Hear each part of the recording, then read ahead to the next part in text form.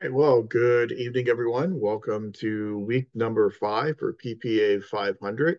I'm on wireless tonight, so just to be safe, I'm going to go ahead and turn my camera off to try and save as much bandwidth as possible. So hopefully we won't have any interruptions tonight. If for some reason I start buffering or if I get kicked out of the session, I will join back in as quickly as possible. You never know when I'm on this wireless, and with the weather the way in which it's been today, we'll see what happens. But hopefully everything will be fine from a connectivity perspective. But this is week number 5, so we are very quickly progressing through the course, and we're going to be done with this course in the next few weeks. So just as a quick reminder of what you then have due for next week is next Tuesday, February 27th, if I have my dates correct. You have the midterm assessment that is due. And last week we spent time in class going through all the scenarios on the midterm assessment. So hopefully everyone is comfortable with those scenarios and what you're going to be doing on that midterm. Remember, you can keep your answers parsimonious, and so a paragraph or two for each one of the questions will certainly be good enough to get the job done. You have all the information that you need essentially so far for the first 4 scenarios on the midterm. And the information that you'll need to complete scenario number 5 is the information that you'll receive in the first half of class tonight when we talk about the theoretical perspectives in the field of public administration. So once we're done with the first half of class tonight, you'll have all the information that you'll need to successfully complete all 5 of those scenarios on the midterm assessment. So the midterm assessment is due next Tuesday, no later than midnight, 11:59 and 59 seconds p.m. on the 27th. And then in addition to that, you also then have Canvas essay number 4 that is also due next Tuesday. Canvas essay number 4 picks up on what we talked about last week and what we'll continue to a degree talking about in the first half of class tonight. And that's this idea of public administration as a discipline. So for Canvas essay number 4, you'll be taking a position on whether or not you believe that public administration is a discipline and then providing a justification for that. As you remember, when we talked about academic disciplines, we said that academic disciplines essentially have 3 different characteristics in terms of their uniqueness. That within academic discipline, we are studying unique phenomena. And so the phenomena that we are studying in our discipline is going to be somewhat different than the phenomena that we study in other disciplines. So we have unique phenomena that we are studying. We then apply somewhat unique approaches and methods to collect data to understand that phenomena. So we use unique types of approaches to study the phenomena. And then we use the information we get from that data that we've collected in order to develop theories and models to help us explain the relationships between people and organizations that are going on within that discipline. So tonight in the first half of class, we're going to talk about some of those theories as we go through our discussion of the evolution of theoretical perspectives in public administration. And as we cover this information in the first half of class tonight, I want you to kind of keep your eye on 3 different things.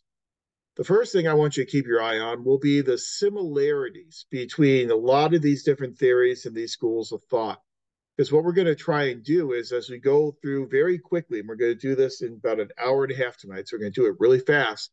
We're going to go through about 150 years of the development of theories in public administration. And so I think what is helpful is to kind of look for that connective tissue, kind of look for that thread that ties a lot of these theories, these schools of thought together. So look out for similarities between these theories. And we will underscore and highlight that as we move through our discussion. Secondly, keep an eye out for differences between the theories and these schools of thought. Many more modern theories were developed as responses or rejoinders to previous theories. And so theorists would see flaws in previous theories, and then they would develop their own theories in order to try and address those flaws in those previous theories. So look at some of the differences between these different theories and schools of thought. And then the third thing I want you to take a look at as we go through these theories is, where did these theories come from? Because again, to be an academic discipline, we need to have developed some relatively unique theories for understanding our unique phenomena. And as we go through our discussion tonight, I'll highlight for you for each one of our authors what disciplinary background they came from. Is this a homegrown theory that kind of grew up within the field of public administration? Or is this a theory that we borrow from another academic discipline and then modified it to make it fit what we do in the study of public organizations here in our field? So keep an eye out for similarities, differences, and then where these theories came from. So that's what we're going to do here in the first half of class tonight. And I'll walk you through this evolution of these theoretical perspectives. Then we'll take a break. And then after our evening break, when we come back, we will then turn our attention to the final major topic of the course, which focuses on the major functions of public administration, where you really look at what public administrators do on a daily basis and those major functions and roles in the field of public administration. And so when we come back from our break in our second half of class tonight, we will talk about things such as the role of public administrators in the policy process, in policy formulation, policy implementation, and policy evaluation. I think that's probably as far as we'll get tonight. I don't think we'll have time to go beyond that. But from that point, then the following week, we'll then move into a discussion of the roles of public administrators in implementing and evaluating public programs. And tonight, we'll highlight some of the differences between what we consider to be a public policy versus what we consider to be a public program. And so we'll get into that discussion next week about program evaluation. Then we'll move from that discussion into a discussion of another function of public administrators, which is managing human resources. And then we'll wrap up our semester together with our final discussion of managing fiscal resources as another important function done by public administrators. So that's kind of the roadmap of where we are going tonight and next week, and then the following week to then take us through the end of our semester together. My goal is, and I think we should be able to achieve this, is if we get through all the information we need to get through, then that final class session that's on the schedule, I think it's what, March 12th, I believe it is, that we will not have to have a Zoom session, but instead we can reserve that for you to complete your final assessment. And the university requires that we have a designated class period, if you will, for the final assessment. You're not going to be doing the final assessment in class. You're going to have 2 weeks to work on it on your own. But we'll just probably, if we can, use that last March 12th session, if my dates are right. And we'll just use that to give you time to finish up your final assessment rather than having a live Zoom session. Because by March the 5th, we should have, at the end of that class, covered all the information that we normally cover in PPA 500. So that is what we are looking at. The final assessment, now that I've kind of opened that Pandora's box and mentioned it, it's not available yet on the Canvas site. I kind of want to wait until you get most of the midterm assessment done before you have to start worrying about looking at the final assessment. So I will probably release that final assessment next Monday. And then when we start class next week, we'll start out by going through the scenarios on the final assessment in the exact same way as we reviewed the midterm assessment, just to make sure everyone's up to speed and everyone's on the same page in doing that final assessment. So that is our roadmap from here until early March. And then once we are done, you've turned in your final assessment on March the 12th. You are then done with this class, and then you can move onward and upward to a second half hybrid course. Or if you don't have a second half hybrid course, then you have a lot more free time on your hands on Tuesday evenings for the remainder of the spring semester. Okay. Okay, let's go ahead then and jump into this discussion of the theoretical perspectives in the field of public administration. And again, what I'd like to do is kind of walk you through the development and the evolution of thinking about how we study public organizations. And the way in which we're going to do it is, again, we'll do it chronologically, and we will look at different schools of thought. And so whenever we talk about a school of thought, we are going to take theories and theorists that are somewhat similar, and we're going to put them into the same school of thought. So the school of thought is kind of the larger level. And then within that school of thought, we will identify certain discrete theorists whose writings kind of fit together well within that general school of thought. So, where we always start our discussion in this class is we start our discussion back with what's called the classical school of theory. The classical school of theory, from a chronological perspective, takes us back into the late 1800s, takes us up through about the 1930s or so. This classical school, all the theories within this classical school share the same focus on the organization itself. So the ultimate goal of all these classical theorists, whether it be Max Weber, who's on your screen at the bottom left, Frederick Taylor, who appears in the middle of the screen there, or Luther Gulick, who's at the bottom right of the screen, regardless of what theorists we're talking about, all these theorists focus on trying to achieve the goals of the organization. And the element that is most of interest to these theorists is the macro level, organizational level. Now, how they get toward accomplishing organizational goals will differ between these theorists, but the overall unifying concept is they all are looking at a macro level at what is best for the organization. How can we make an organization more efficient and more effective? So where we typically start this discussion is with Max Weber. And Max Weber wrote in the 1800s, primarily in the late 1800s. Max Weber's training was primarily in the area of law. And so he approaches the understanding of organizations and management through that frame of reference, in that he looks at organizations from a legal perspective. And as someone who focuses on the law, Max Weber was someone who really did believe in developing empirical evidence and then using that empirical evidence for the purpose of arriving at conclusions and making decisions. Max Weber did not like the idea of making decisions just based upon your feelings or just what you believe. He really felt that we need to collect information, analyze that information, and then use that information to make our decisions. In essence, what Weber looked at bureaucracies at is he looked at them as rational types of organizations, legal, rational types of organizations. So probably if not probably, absolutely the biggest contribution that Max Weber makes to our understanding of organizations is this concept known as the ideal bureaucracy.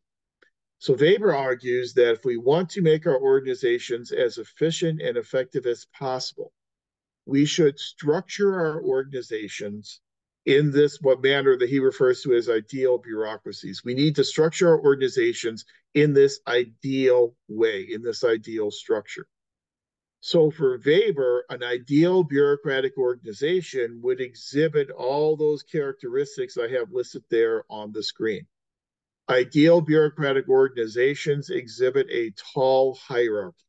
That is this pyramidal shape to their organizational structure that we've talked about in previous classes. You have one singular head to the organization. As you move down the organization chart, you then encounter more and more positions so that the plurality of employees within your organization occupy positions at the lower level of that organizational chart.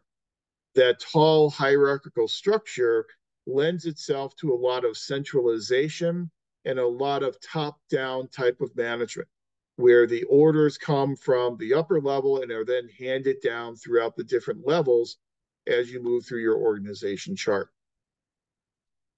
This tall hierarchical organization will then divide up work. And the second principle of ideal bureaucracy is division of labor. And most of our organizations do this. You think about here at Cal State Long Beach, we have a division of labor in that you divide up work. So work that deals with faculty goes in the Office of Faculty Affairs. Work that deals with students goes in the Office of Student Affairs. We have all these different colleges at the university that focus on different areas of study. Within those colleges, we then break it up into departments who then focus on different disciplinary areas. We have deans and associate deans and department chairs and program directors. So we do a whole lot of this division of labor, and that's very common in a bureaucratic organization. Whenever you divide up the labor and you assign different jobs to different members of the organization, those different members of the organization will then specialize in specific types of tasks on a daily basis. So your third principle is then specialization of tasks. So there'll be certain jobs that people do on a daily basis. So if you are a program manager, you will specialize in the task of managing a specific type of program. If you're a budget analyst, you will analyze budgets. If you are HR manager, you will deal with aspects of managing personnel. So everyone specializes in specific types of tasks. The natural outgrowth of that is if you are focusing on a specific task on a daily basis, you then become an expert in how that task is being done. So specialization of task then breeds expert status on the part of our employees. So our organizations will then be staffed with these experts. This tall hierarchical organization structure is also predicated upon this fifth principle known as unity of command, which means that we have this command structure built into our organizational chart. Sometimes unity of command is referred to as a scalar chain. I'll put that in our text chat, but sometimes it's called a scalar chain. So everyone knows to whom they are accountable. So you know who your supervisor is, and then your supervisor knows to whom they are accountable, and so on as you move through the organizational chart.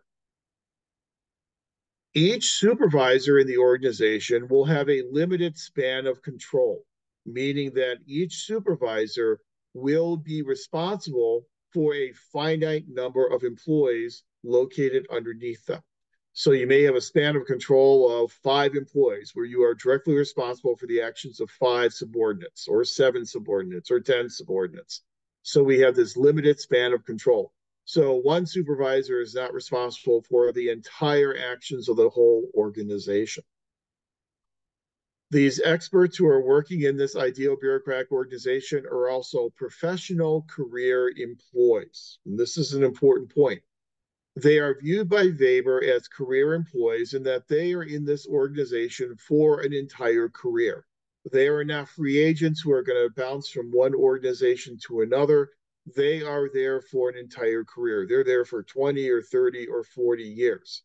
This means that they become very much aligned with the organization and they feel very much part of that organization. It's almost kind of like that organization is an extension of their family.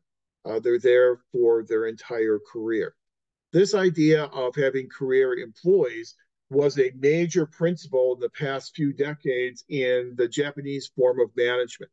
And this is what we see in a lot of Japanese corporations is that you have people who view their time in the corporation as being something more permanent as opposed to temporary. And they are also professionals. Now, we talked about accountability and ethics, and we said one of the complicating factors with accountability and ethics is that public administrators are not just public administrators, but they're also engineers, or they're HR professionals, or they're finance professionals. And as such, they have other professional responsibilities in addition to being a public administrator. But these are professional, career-oriented employees. So it adds a whole lot of stability. It adds a whole lot of institutional memory into an ideal bureaucracy.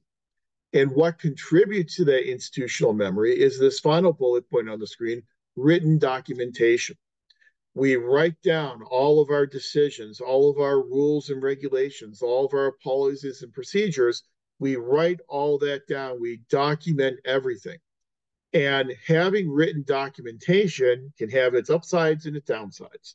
The upside of it, the advantage is obviously we can treat people more equally because we have a written set of rules that then get applied to everyone who comes into contact with the organization. So it helps to minimize preferential treatment, arbitrary, capricious, or prejudicial treatment of people that we are dealing with. The downside, obviously, is that if you have a proliferation of rules and regulations and policies and procedures, those end up becoming the dreaded red tape, the primary complaint that most people have about the bureaucracy, again, as we had talked about last week. So there's a good and bad in terms of having all this written documentation. One of the things that we have seen with bureaucracies is that as bureaucracies have aged, they tend to grow in terms of size as well as growing in terms of their reliance upon rules and regulations. And sometimes when organizations develop too many rules and regulations, they start to see their goal as adhering to these rules as opposed to the goal of trying to serve citizens. And so, whenever adhering to the rules outweighs providing service to your citizens, that's what's referred to in the literature as a goal displacement. You've now displaced the goal of serving people with the goal of serving rules and regulations.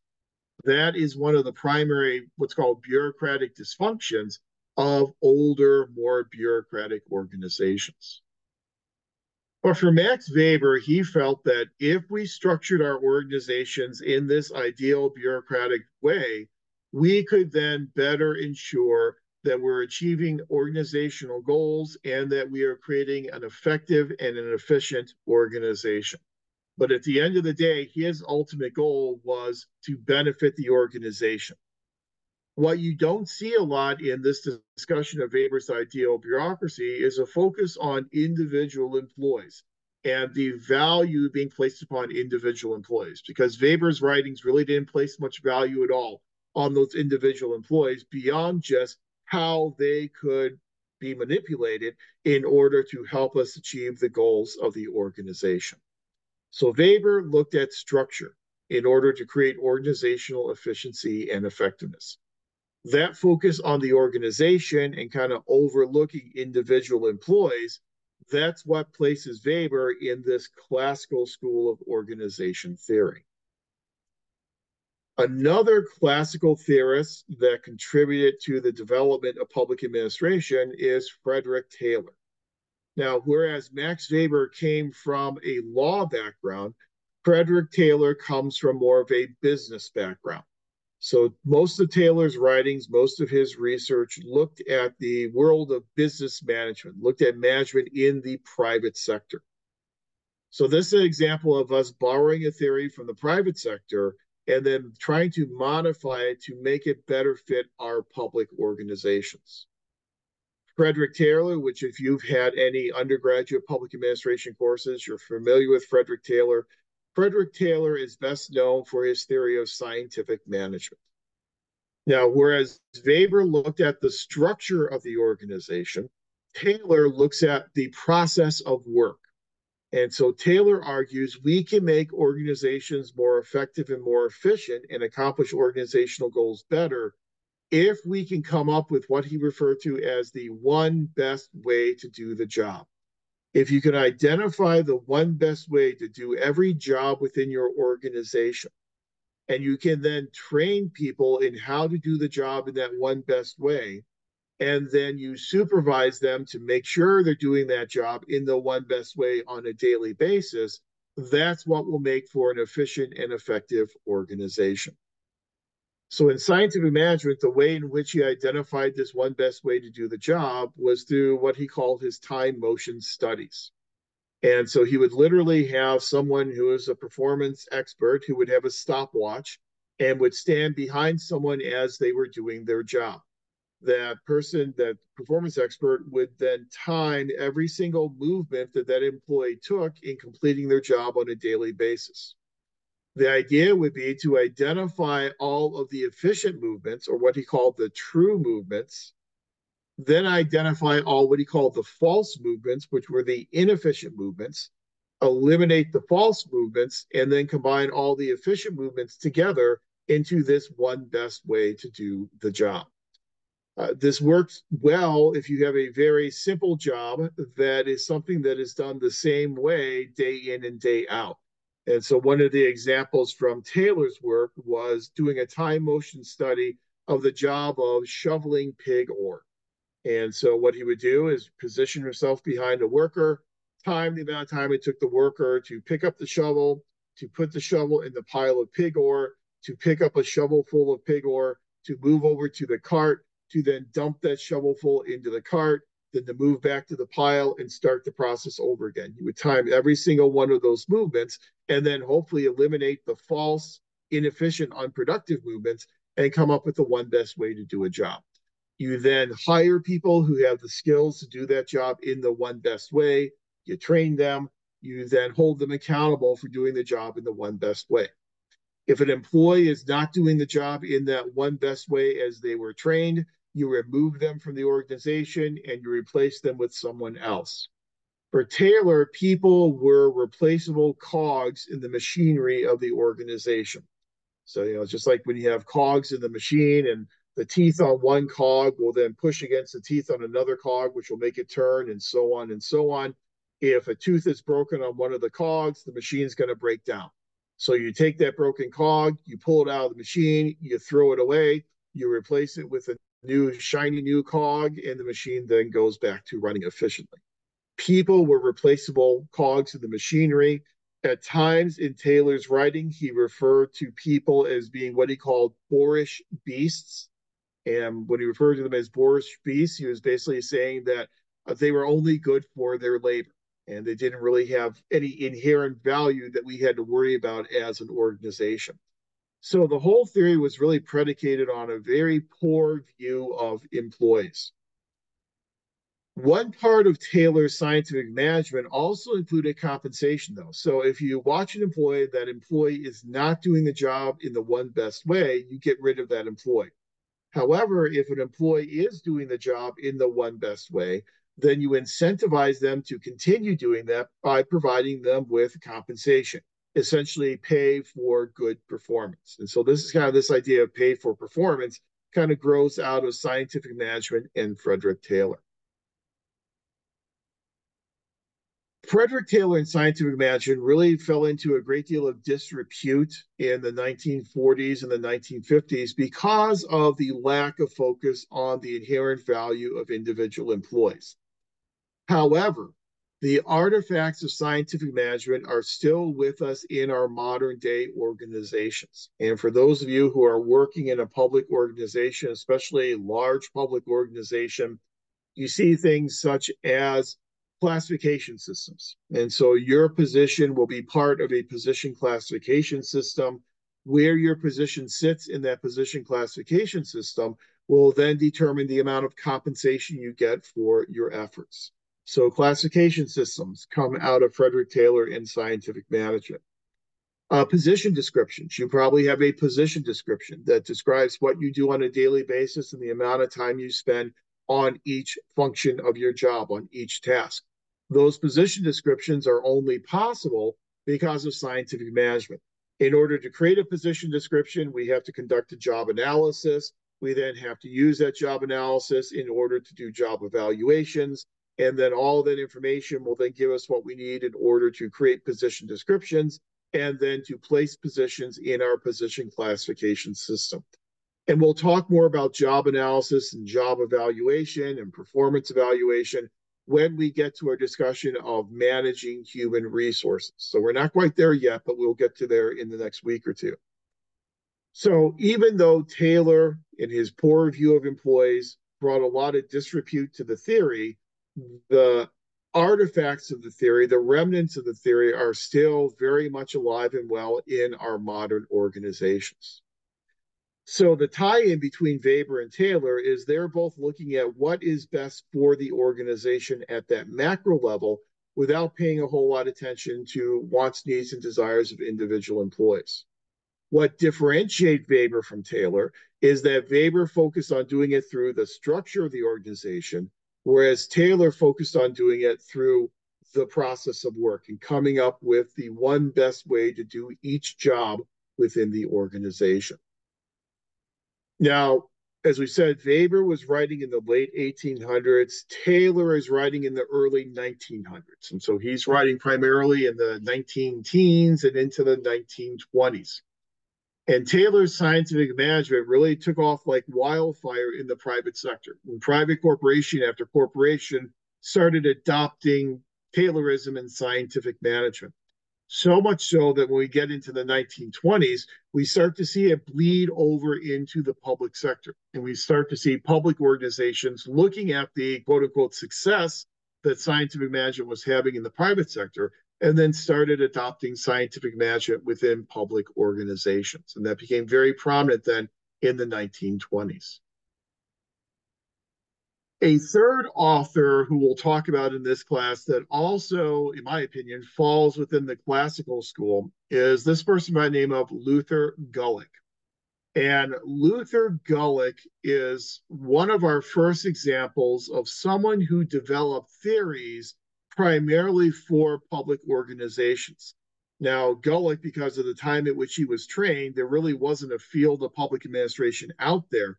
So his training was more in generic management, but he took a lot of what he learned about generic management and really applied it directly to public organizations, as opposed to Taylor, who applied his theories primarily to private corporations. So here with Gulick, we're finally starting to get, I guess, what we would call kind of a homegrown theorist in Luther Gulick. Luther Gulick applied a lot of his theories, and we'll talk about in a second, to the public sector through his work on this thing called the Brownlow Commission. And if you know anything about 1930s history and the federal bureaucracy, the Brownlow Commission was formed to try and provide some recommendations to make it easier for the president to manage the federal bureaucracy. If you're thinking about the 1930s, you know, one of the major things going on in the federal government in the 1930s was the New Deal.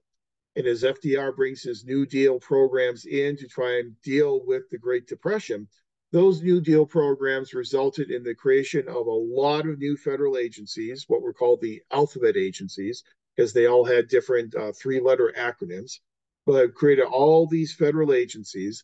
And all these federal agencies were then charged with implementing all these federal grants and these federal programs to help state governments and local governments pull themselves out of the depths of the Great Depression. So the federal bureaucracy was growing exponentially, and it became more and more difficult for one person to manage the entire federal bureaucracy. And so the purpose of the Brownlow Commission was to come up with some strategies to reorganize the federal bureaucracy in order to make it more manageable. So Gulick's focus was very much on management.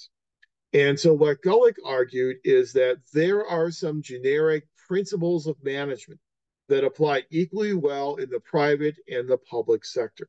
And if we could teach these generic principles to our public and private managers, we could then help them become more effective. So essentially what Gulick wanted to do is through these principles, he wanted to provide managers with a toolkit of principles that they could rely upon in order to become more effective and to make their organizations more effective as well. So these principles are the same principles that were discussed last week in the Graham Allison article, where he was talking about similarities between the sectors. And Graham Allison said the similarities between the sectors are in terms of these generic management functions, such as strategic planning, organizing, staffing, directing, coordinating, reporting, and budgeting. Allison told us both sectors engage in those functions. The difference is in how they engage in those functions. Gulick is really the founder of this idea of these different principles, what came to be known as POSCORP, this acronym for planning, organizing, staffing, directing, coordinating, reporting, and budgeting. So for Gulick, if we could provide our managers with this toolkit of principles, they could then pick out the principle at the appropriate time for their organization. So at certain points in time, you need to focus on strategic planning for your organization. Sometimes you have to focus more on staffing and getting new people into your organization. Sometimes you have to focus more on budgeting and getting more revenue so that you'll have the money to spend to do the types of things you need to do as an organization. So this is providing a toolkit to your managers so that they can become more effective and can make your organization more effective as well. So what then ties Gulick with Taylor and Weber is the focus on the organization. Again, here you're not seeing any discussion at all of the wants, needs, and desires of individual employees. Our entire focus is a macro focus on making the organization effective and efficient, With Gulick, it was through these management tools. With Taylor, it was through identifying the one best way to do a job. With Weber, it was through coming up with its ideal structure for the organization. And so that kind of what ties them together, as well as some of the differences between these three theorists within the classical school. Now, just for the sake of time and because of the limited scope of a survey-oriented class like PPA 500, those are the only classical theorists that we'll highlight here at this time in our discussion of theoretical perspectives.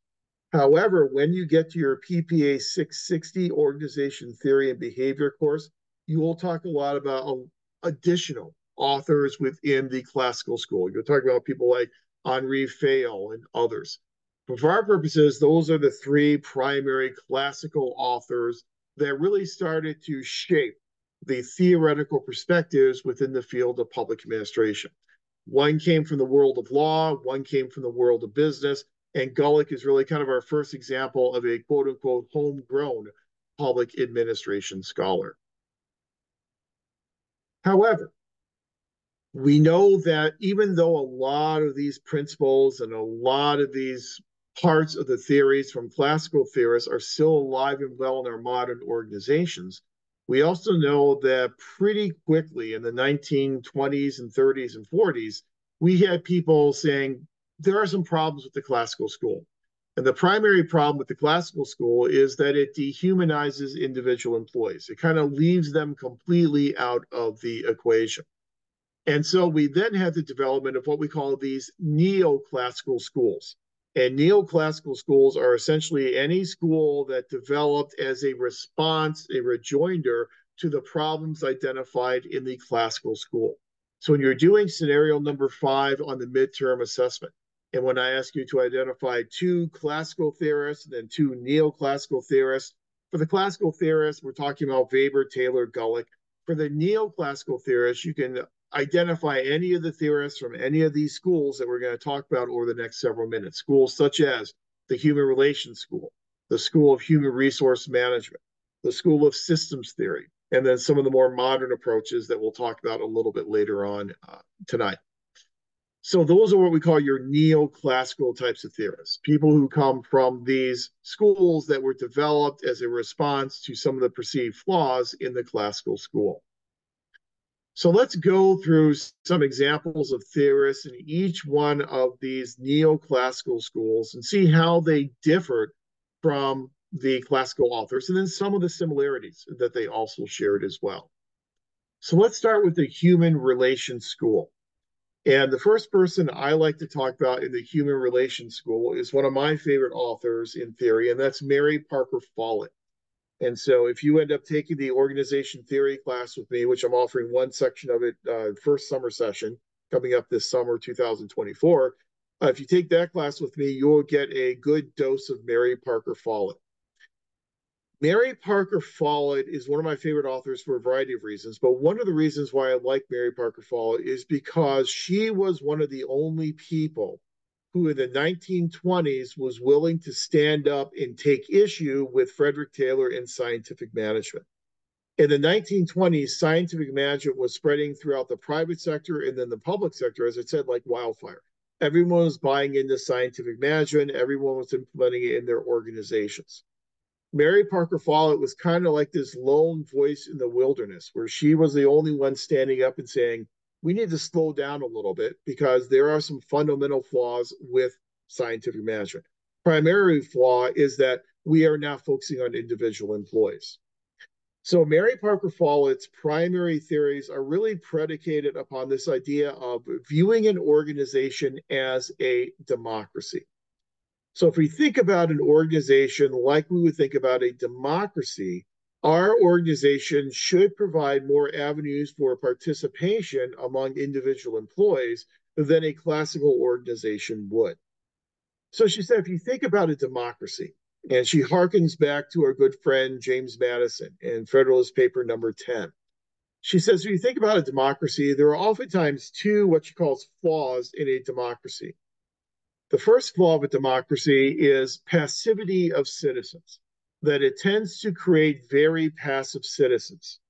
When you think about all the multiple avenues for people to participate in their own governance, the avenue that they select is usually the path of least resistance. We assume that individuals tend to be rational, self interested actors. And so, what they're going to do is they're going to choose the activity that poses the least cost, but will provide the greatest benefit. So, in terms of participating in democracy, as we've talked about in previous classes, the primary way that most people participate is through voting, because voting is a relatively low cost way to participate in politics. It has become even less costly here in the state of California recently, in that every registered voter in the state will get a mail in absentee ballot. And so you don't even have to go to a voting place anymore. You can fill out your ballot, you can mail it in, you can drop it in a ballot drop box. It's a very low cost way in which we can participate. And so most people participate through voting, and that's a relatively passive way of participating, as opposed to things such as running for office or working on someone's campaign or funding someone's campaign or lobbying your city council or lobbying your state legislature or even just engaging in political discourse with people you know. Those are all more costly, more time intensive endeavors than voting. So she says in a democracy, it creates passive citizens. Classic organizations create passive employees in that they don't provide a lot of avenues to participate in your own self governance. Then she says the second flaw of a democracy is the creation of these particularized interest groups. And this is what Madison told us about in Federalist 10 with his discussion of factions. Democracies will create factions. Factions are a natural outgrowth of a democracy. As we learned from Madison, we can't eliminate them, so instead we have to try and control their effects. When you have all these different factions, all these particularized interests, there is no doubt that they are going to come into conflict with each other. So when their vested interests, when their goals conflict with each other, these factions, these particularized interests will come into conflict as well. So just like conflict is a natural part of a democracy, Follett argues that it's also a natural part of an organization. So effective organizations are organizations that know how to deal effectively with conflict. She says there are three basic ways to deal with conflict. One way to deal with conflict is domination. One party wins, one party loses, kind of that zero-sum game type of game theory. She says that is probably the worst way to deal with conflict because someone is going to lose. That person who loses will become disaffected and they probably won't participate in implementing whatever decision won the day. So that's probably the worst way to deal with conflict. Second way to deal with conflict, which is a little bit better, is through negotiation and compromise. Compromise is better than domination, but when we compromise, one party gives a little something up, another party gives something up. Both parties are giving something up and are not getting what they want. So both parties are going to be somewhat dissatisfied with the resulting compromise. She argues the most appropriate way to deal with conflict is through what she calls integration. She argues that organizations need to have horizontal and vertical communication and avenues for participation on the part of employees. Employees should have multiple avenues to participate in their own self-determination and their own self-governance. Whenever you have everyone in the organization participating, then you have this interpenetration of ideas from one person to another. This interpenetration of ideas will then help us form this new way of looking at a problem. So it's not your way wins or my way wins. Let's take the information and combine it together, integrate it together to then create a new, different way of solving this problem that we can all get behind, we all buy into, we can all accept. This interpenetration of ideas leads to integration of ideas, which then leads to better problem solving. But in order to have integration and interpenetration, you must be what she calls a participatory organization. You must provide avenues for your employees to participate in their own self-governance. Here we see Follett taking us far away from the classical theorists, and that now she's recognizing the importance of individual employees and their ability to participate in making their own decisions. That was something that was certainly absent from Weber, Taylor, Gulick, and many of the other classical theorists. Now, in retrospect, we can look back at Follett and we can ask questions such as, well, how practical is that? Organizations have to get their business done. Sometimes they have to do it under a lot of external environmental pressures. So, do we really have the time and the wherewithal in order to involve everyone in decision making? Sometimes it does muddy the waters. Sometimes it does lead to some inaction, some gridlock.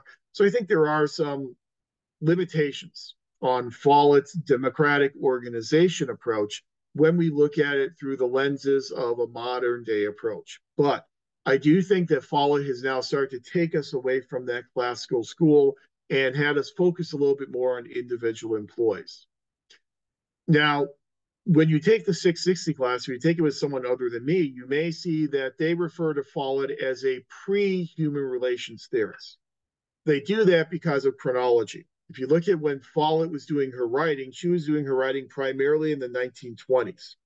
She was saying a lot of the things that later counterparts in the 1930s and the 1940s would end up saying the same thing. It's just she was saying it first. The problem for Follett is obviously is she was writing as a woman in the 1920s, so a lot of the male counterparts at the time completely ignored what she was saying and what she was writing. And it took many decades before Follett really got the acclaim that she truly deserved. But she really gets the ball rolling away from this idea of classic organization theory. Another human relations scholar, another person in the human relations school, is someone by the name of Chester Barnard. Chester Barnard comes at this from the world of generic management. So his degrees are in management, and he really focused on generic management. And then we've taken some of his generic theories and we've applied them to public organizations. Chester Barnard picked up on this idea of the importance of involving employees and that organizations can only be successful if they get the productivity out of their employees. And so, what Barnard presented to us is he presented to us this relatively novel idea that leaders and managers are only effective when they are able to get the compliance from their employees. So, it's not that they can just tell their employees to do something and it gets done. They have to find a way to get their employees to comply with what needs to be done in order to make the organization effective and efficient. The way in which you get the compliance of your employees is by providing them with these things called selective incentives. So you give them incentives that they value. If they value those incentives enough, then they will put in more effort. They will make more contributions to the organization that will then help the organization become effective and to achieve its goals and objectives. So when you're talking about to be effective, you have to have the compliance on the part of your employees, and then you have to provide them with the right package of incentives. It means you need to know who your employees are. And it recognizes really for the first time, with the exception of Follett, the fact that employees differ. Employees have different wants, needs, and desires. If you provide an employee with an incentive that they do not value, then that incentive is not going to extract the contributions that you need to be effective as a leader, as an organization. Later on, and we don't have time to get into this person, but you'll talk about this person in 660 organization theory. There is a later theorist by the name of Paul Vroom. And yes, his name is actually Vroom, just kind of like the sound a car makes, Paul Vroom. And well, I left off the M, Paul Vroom. And Vroom made this argument of what he called expectancy theory. And according to Vroom, every individual employee will make a calculation. They're not really writing it down on paper, but they'll kind of make a generic, kind of general calculation in their heads about what is the likelihood that if I put forth a certain amount of effort, that that effort will lead to certain levels of productivity, certain types of outcomes. So if I come in on the weekend, will I get this report done if I come in and work on Saturday? What's the likelihood that coming in on Saturday will help me get this report done? Then the next calculation they make is if I get this report finished, what is the likelihood that I will get an incentive, that I will get this promised benefit from my supervisor? Am I 50-50 that I'm going to get employee of the week if I come in on Saturday and finish this report? Am I 100% sure I'm going to get employee of the week? How sure am I that I will get this selective incentive? And then the final calculation is how much do I, as an individual employee, value this incentive? How much do I value being awarded employee of the week? For some employees, they will place a great value on that, and that will be enough to motivate them to put forth the effort to get that report done.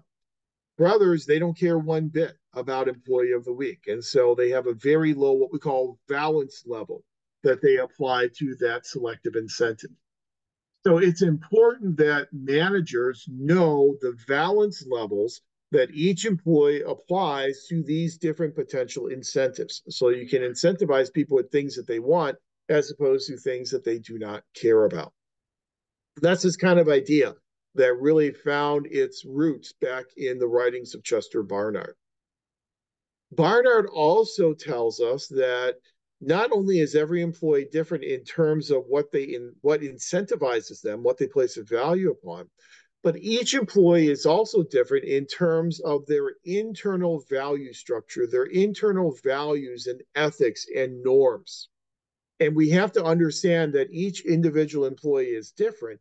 So if we ask an employee to do something and we want to get their compliance, we are not going to get their compliance if we ask them to do something that they perceive as violating their ethical principles or violating their values and their norms. What Barnard argues is that every employee has a different zone of indifference.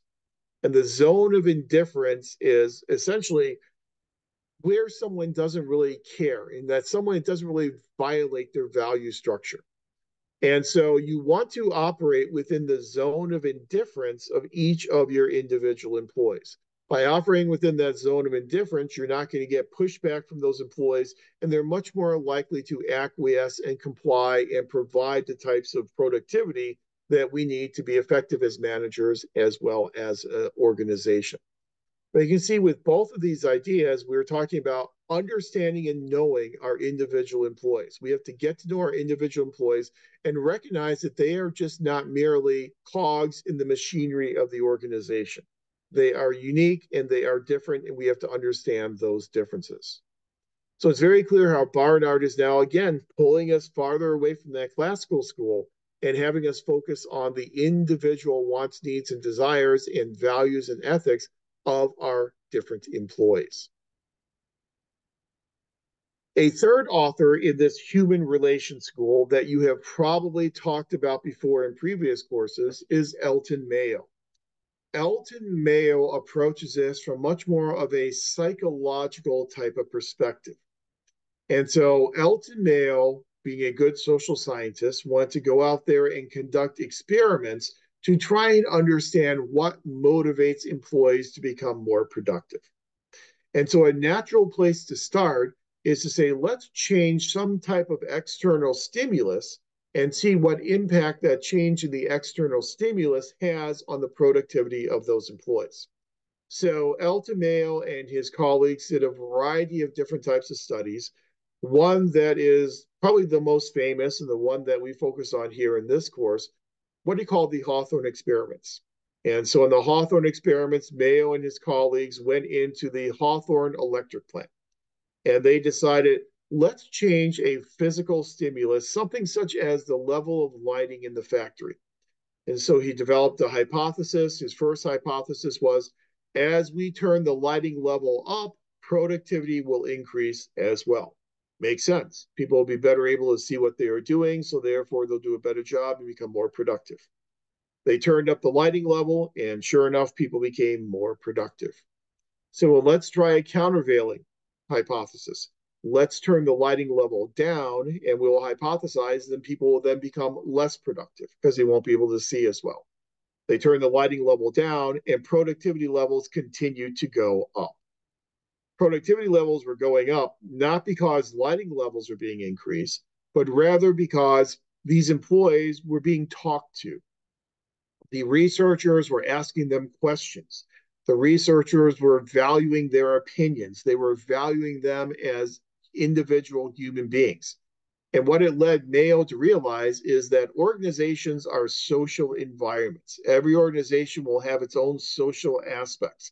And in order to make the organization effective and efficient, we have to recognize the social environment within an organization and the needs of people to belong to groups, the needs of people to feel valued and to feel valued by others and held in high esteem by others. And those are the types of things that will lead to higher levels of productivity and more organizational efficiency and effectiveness.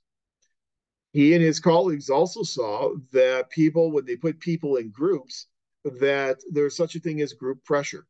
That if you had a group of 5 people and you were measuring their performance, and one of those 5 people was not pulling their weight, they were not working hard enough, they were making the rest of the 4 people in the group look bad. Those other 4 people would then put a lot of pressure on that 5th person to work harder, to be more productive in order to make the organization, make the group look better. And so we recognize not only are there social organizations, but these social organizations are also full of groups. And so we have to take that into account in terms of how we make our organizations much more efficient and much more effective. So Mayo, just like Barnard and just like Follett, Mayo is adding in this individual component, saying we have to consider the human beings who are working within our organizations when we want to make our organizations more effective. So that's kind of the thread that ties those 3 human relations theorists together. One of the things to also recognize with those human relations theorists is that they are still focusing on the organization. So the end goal of allowing people to participate, of recognizing the different valence levels of employees, the different ethical standards of employees, recognizing the importance of people to feel valued socially, all those things are being done for the primary purpose of making the organization more effective and more efficient. So the focus is still on the macro level. It's still focused on what is in the best interest of the organization in a similar manner to how the classical theorists also focused on what is in the best interest of the organization. That focus on the macro level, that focus on what is in the best interest of the organization, and then treating people in a way in which you can extract compliance and productivity levels from them, that was something that was viewed by the human resource management theorists as being somewhat exploitative. That they felt the human relations theorists were exploiting employees in order to try and get the contributions they need for the purposes of the organization. So for human relations theorists and classical theorists, it was all about what can the employee give to the organization. So because of that criticism, we saw a new school of theory kind of come into existence called the Human Resource Management School.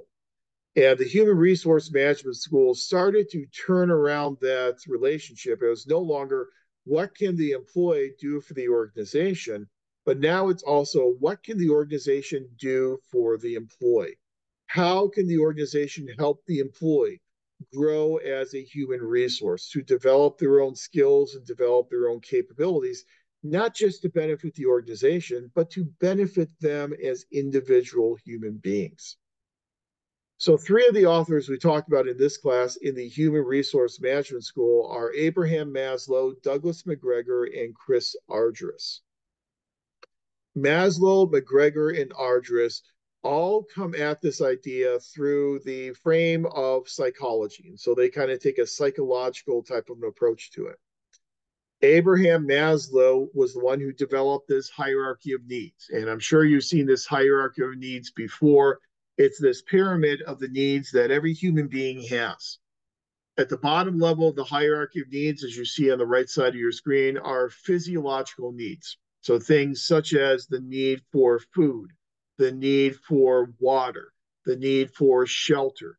Those are the basic physiological needs that everyone needs.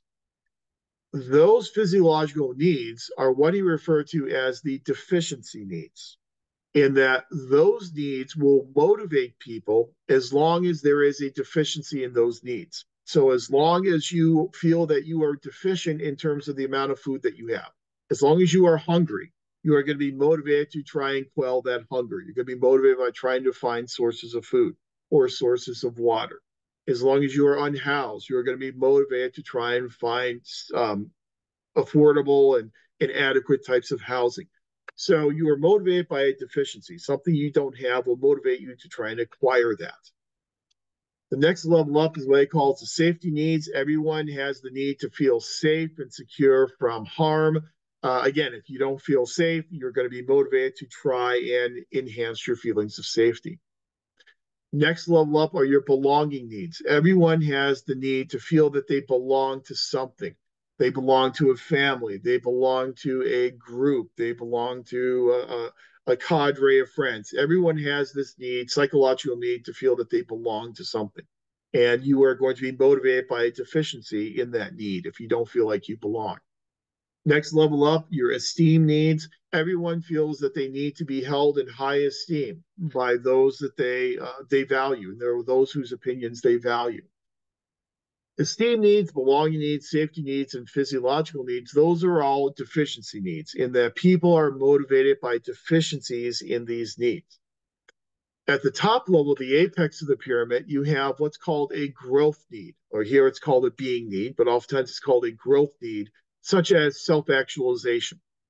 Self actualization is probably best defined as being all that you can be, achieving your full, utmost potential as a human being. This is a growth need because you are not motivated by a deficiency, but rather you're continually motivated to continue to grow in terms of being all you can be as a human being. So you're always working towards self actualization. Well, so what? The so what here is that different people may have a different ordering to their hierarchy of needs. So it's important for us to know our individual employees and know what the ordering of their needs will be in order to understand what motivates them as employees. And then our goal as an organization is to help them self actualize and help them to continue to grow as a human being, even if that does not contribute to the organization. So you help someone develop as a human resource, even if they then take those skills and they move to a different organization. There is still inherent value in helping one develop as a human resource, even if it doesn't contribute directly to what the organization needs. So here again, it's asking not just what can the individual do for the organization, but what can the organization give back to the individual employee to help them develop. Now, before we move off of Abraham Maslow, we do need to recognize that later in life, near the end of Maslow's career, he revisited this hierarchy of needs theory and he made some changes to his pyramid.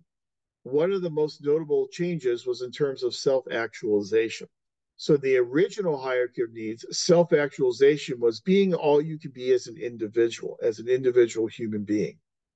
He later on changed that apex on the period to really look more at what legacy you were leaving for those around you, and that people strive to leave a legacy. So after they are gone, they hope that they have changed their community, that they have changed the lives of their family and those their friends and people in their community.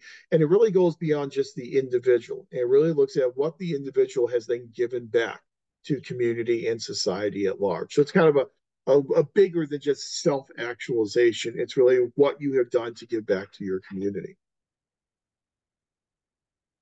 Someone who was a student of and believed a lot in Maslow's hierarchy of needs was this person named Douglas McGregor.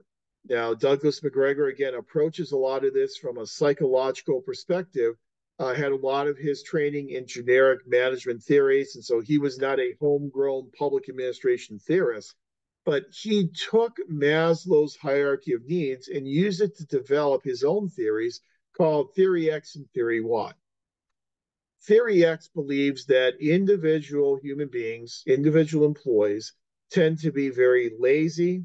They are unmotivated. They are not very intelligent. They are not very creative. They do not seek out positions of authority. It's a very negative view of an individual.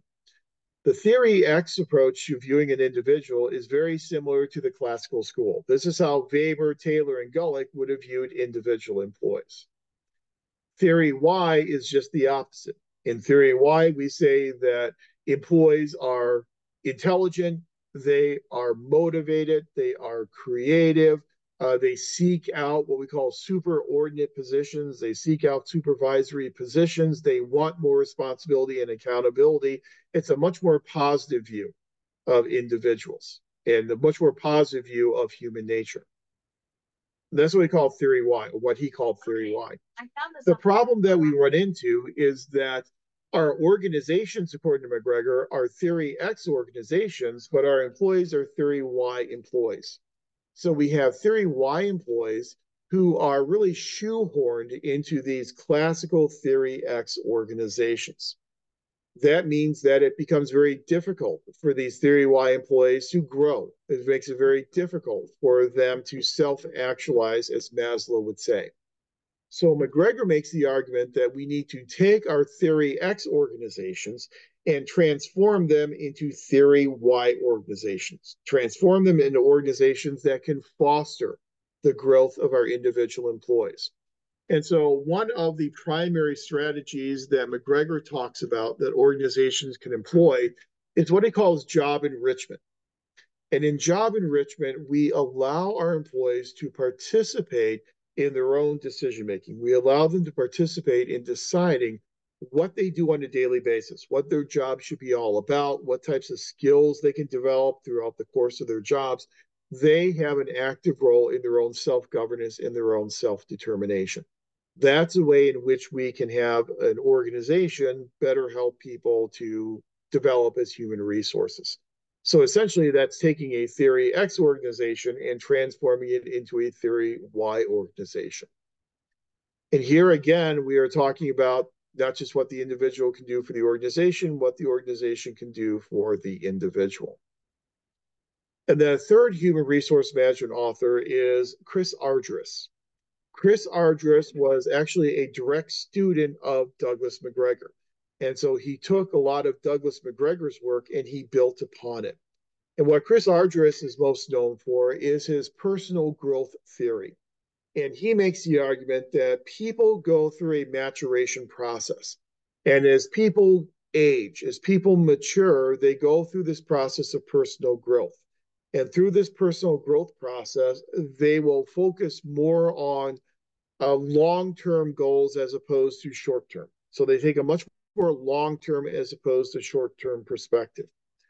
They start getting more involved in their community and they have developed deeper ties within their community. They develop deeper interests beyond just the superficial interests of how much money am I making and can I get promoted. Now they're focusing more on deeper types of interests.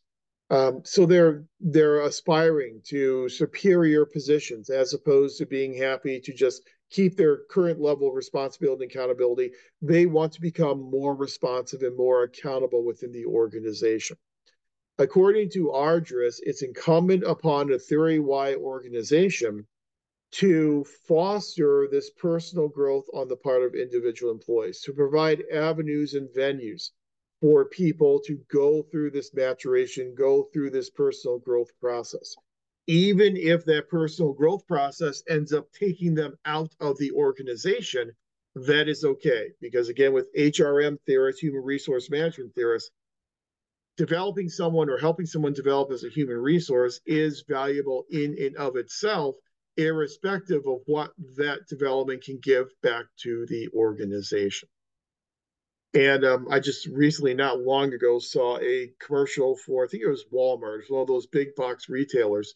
And they were doing a recruitment. And they were talking about what a wonderful place it is to work. And they were saying, and we will also, pay for your education. We'll pay for you to go and get your undergraduate degree, even if you leave the company. You don't have to stay with Walmart after you get your degree. There's no staying here for 5 or 10 years. You get your degree and then you can move on someplace else. That's kind of this idea of what can the organization do to help benefit the individual employee?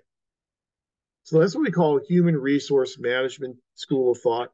And again, the big difference between that and human relations theory is that here we are looking at benefiting people for the goal of benefiting people, not just for what people can give back to the organization, as it may have been with the human relations school. But when we look at classical school, we look at human relations school, we look at human resource management school, all three of those schools tend to look within the organization. They're focusing on dynamics in the organization, relationships between management and leaders and employees within the organization. But they don't really address the external environment very much. The next school of thought that we have developed, and this is something that developed in the 1960s, 70s, and 80s, is what's known as systems theory. And systems theory comes to us kind of from the natural sciences. If you've done any work in the natural sciences, you know how systems theory really does permeate all the natural science fields, whether you're in biology or chemistry or physics. It's a major theory in the natural sciences, and we have taken it and we've applied it here in public administration. In systems theory, there's basically two approaches to systems theory. There's what's called closed natural systems theory, or what is called open systems theory. Closed or natural systems theory views organizations as living organisms, very similar to the way in which John Gauss, in his Ecology of Public Administration, we talked about several weeks ago, very similar to how Gauss views organizations. If you view an organization as a living organism, your goal in studying that organization is to understand how that organization matures, how that organization um, develops resources, how that organization can work towards survival. If you assume an organization is like a living organism, you assume that the primary goal of that organization is going to be organizational survival. Just like with any living creature, their primary goal is survival, same type of goal for these organizations. So in closed or natural systems theory, you look within the organization to look at how well the organization is achieving what we call organizational harmony. Sometimes in, or oftentimes in systems theory, that point of harmony is what's known as the point of homeostasis. And there are a lot of nice 25-cent words in systems theory, but what's called homeostasis. Homeostasis is essentially that balance point within, say, for instance, the human body, whereby your blood pressure is normal, where your oxygen saturation rate is normal, your pulse is normal, you are devoid of diseases and viruses and all those different types of bad things. That is what you would call the point of homeostasis. And the better you can maintain homeostasis, the longer you will survive as a human being. Same type of thing with an organization. The better you can find that point of organizational harmony, where everyone gets along in the organization, everyone is working together in this symbiotic relationship to achieve the goals of the organization, the better the organization will be able to survive into the future. But the problem in closed natural systems theory for organizations is that if you assume that an organization is like a living organism, then you must also assume that there is a life cycle for that organization, the same way that there is a lifespan and cycle for a living organism. So, not to depress you too much on a Tuesday evening, but for living organisms, from the moment that they are born, they tend to go through this what's called entropy process, whereby they dissipate energy into their environment. And eventually, that living organism will no longer have the energy, the resources it needs to continue to survive, and it will then go out of existence. That's the same type of idea here in closed natural systems theory with organizations. Organizations, as they age, will lose energy and lose resources into their environment until they can no longer sustain themselves. The other type of systems theory is what's known as open systems theory. Open systems theory focuses much more on the interaction between the organization and its external environment. The assumption in open systems theory is that organizations can affect their environments and environments can affect organizations. It's very much this two-way street in this relationship between organizations and their environment. So an open systems theorist will focus on those relationships between the organization and the environment. Open systems theorists will argue that it's just not a one-way entropy process, in that, yes, organizations will dissipate energy and lose resources into their environment, but they can replace those resources by importing new energy and new resources from the external environment. So you can import new energy into your organization through things such as new employees who are well qualified, who are well skilled, and bring new, different perspectives into the organization, kind of a fresh set of eyes into the organization. You can bring in energy such as resources, and maybe you'll increase your appropriations, or you'll find grant based sources of revenue, or revenue as a part of public private partnerships. All that additional revenue will then be part of that negative entropy process that will help your organization survive into the future. Political support is another example of a resource you can get from your external environment.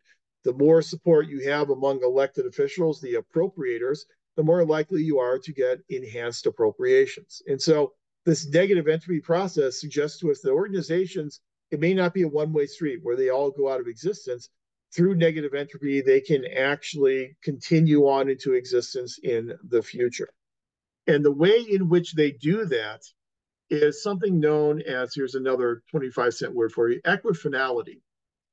And the idea of equifinality in systems theory is that there are multiple paths for organizations to find the proper balance between themselves and their environment. So there are lots of different ways in which organizations pursue different paths to find the balance between the organization and its environment, or this point of homeostasis. So the better an organization can find this homeostasis, this balance with its environment, the better chances it will have for agency survival. So systems theory is a much different way of looking at public organizations, because now we are looking at the external environment and the relationship between the organization and its environment. Up to this point in time, the vast majority of our schools of thought looked within the organization and didn't pay a whole lot of attention to the environment. Now we're saying to understand the organization, we have to first understand the environment and the relationship between the organization and its surrounding environment. So it's a much bigger, much more holistic way of studying organizations. And there's still a lot of literature being produced in public administration that looks at systems theory. And systems theory is kind of still that undercurrent of a lot of the literature that's coming out over the past few years in public administration. Then we have some of our more modern approaches. And by more modern approaches, we're talking about 80s, 90s, into the 2000s. You'll learn about a lot of these more modern approaches in your 660 course. Some of those more modern approaches are things such as quality management, leadership theories. But the one I really want to pull out for discussion tonight as we kind of wrap up this information is what's called the School of Organization Culture, because we have mentioned organization culture before in this class. We talked about organization culture when we talked about accountability and ethics. And we said today, in trying to adhere to accountability and ethical principles, we need to take into account the unique culture of our public organizations, that every organization may have its own unique political culture, or its own unique organizational culture, I should say. So the question then is, what is culture? And I think we kind of dealt with this when we talked about accountability. A culture is a set of shared expectations, values, norms. It's a set of shared expectations for how we interact with each other and how we behave as a society. That's kind of what a culture is. And so every organization has its own set of unique expectations about how the members of that organization should behave and should interact with each other.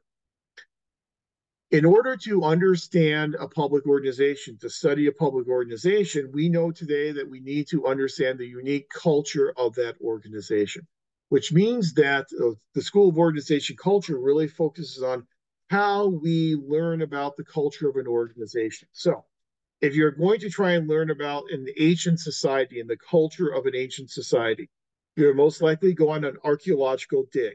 You know, the archaeological dig, you're going to dig up things like artifacts. You're going to dig up eating utensils. You're going to dig up pictures and paintings. And all those artifacts will be tangible indicators of how that ancient society lived on a daily basis, what they valued, how they interacted with each other. It will be a very tangible evidence of that. Organizations also create artifacts as well. So some of the artifacts, these tangible indications of culture created by organizations, are things like agendas for meetings, the minutes that are produced as a result of those meetings that we have, policy and procedure manuals, written rules and regulations. Those are some of those tangible artifacts that we can review to learn a little bit more about the organization's culture. Those tangible artifacts are very easy to see, they're very easy to locate, and very easy to study. But there are some more in depth aspects of culture that we need to learn about as well. So, below artifacts, a more in depth way to look at culture is to look at the espoused values of that organization. And by espoused values, we're talking about things such as the mission statement of the organization, the values upon which that mission statement's based. And so in our first class session, I took you through, here's the mission of the MPA program, and here are our public sector values that helped us form this mission statement.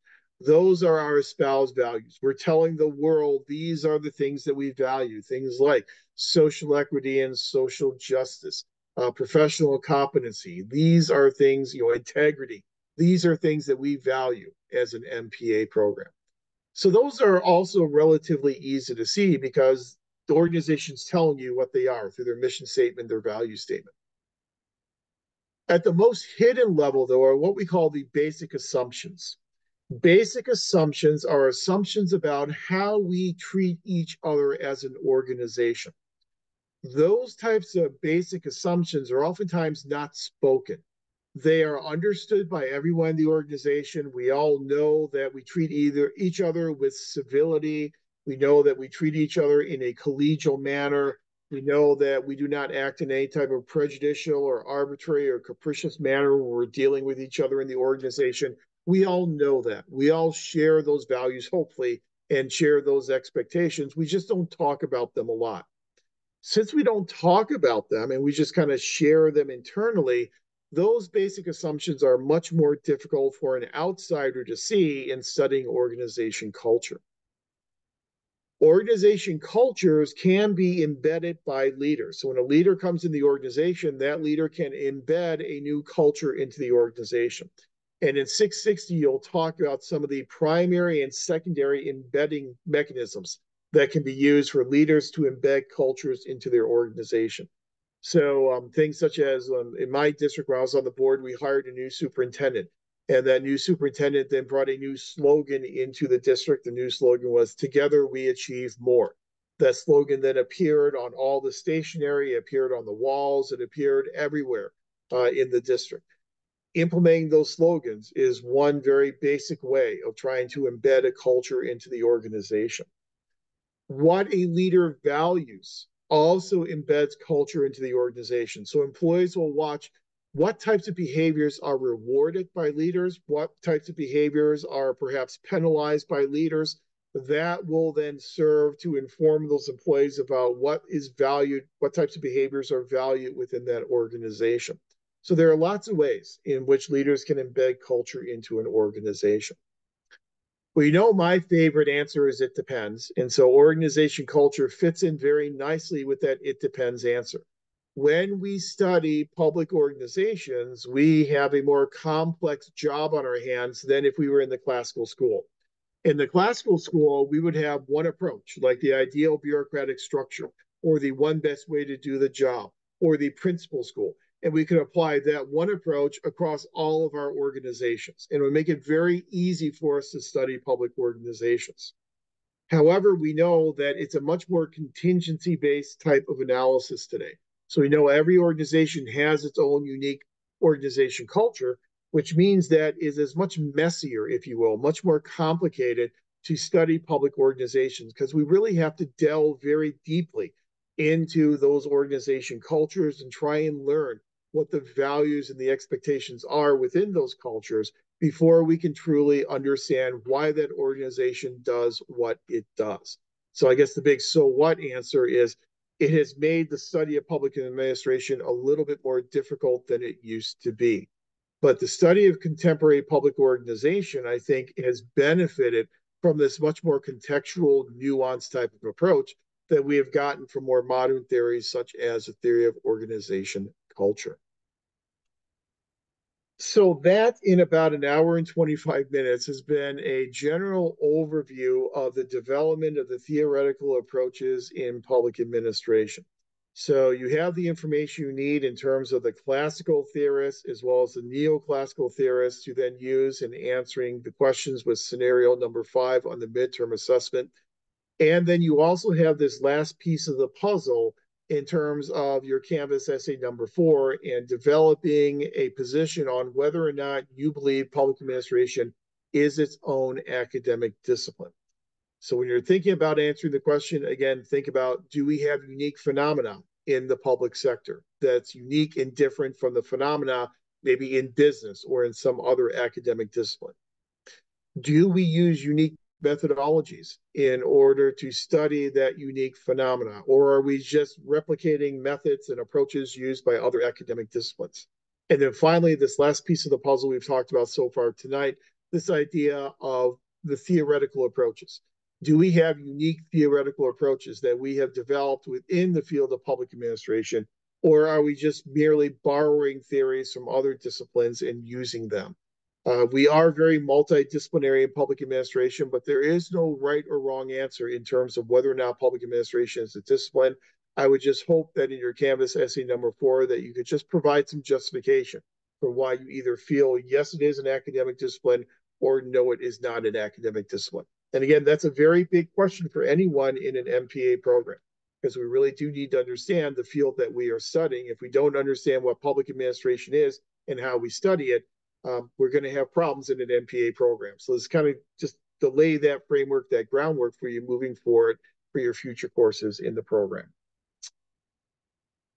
So that's what I have on theoretical perspectives. Again, this is just very much hitting the highlights, very much the tip of the iceberg. You will get into it a lot more once you get to your organization theory and behavior class. You'll cover more authors. You'll cover those authors much more in depth. But I think by looking for those similarities and those differences and that connective tissue that ties these different theories together, I think that approach you'll find very beneficial when you get to organization theory. And the approach I always take when I teach organization theory is similar to this approach. We do a chronological examination of the theoretical literature in public administration because that allows us to see how every theory and every school of thought is very much an artifact of its time. As we had said before last week, public administration is both timeless as well as time bound, in that these theories are very much products of the times in which they were developed. And I will stop talking now for a while because we are pushing up against 5:30. So let's go ahead and take our break for the evening. So it is, well, we'll just call it 5:30. We'll round it off. So let's say take about a 15-minute break, come back, and we'll just round it off at 5:45. When we come back at 5:45, we will shift gears and we'll move then into our final major topic of the course, which will be the functions of public administration. And we'll start that discussion after the break tonight by talking about the role of public administrators in the 3 different phases of public policy: policy formulation, implementation, and then evaluation. So take a break, come back at 5:45, and we will shift into a discussion of policy analysis.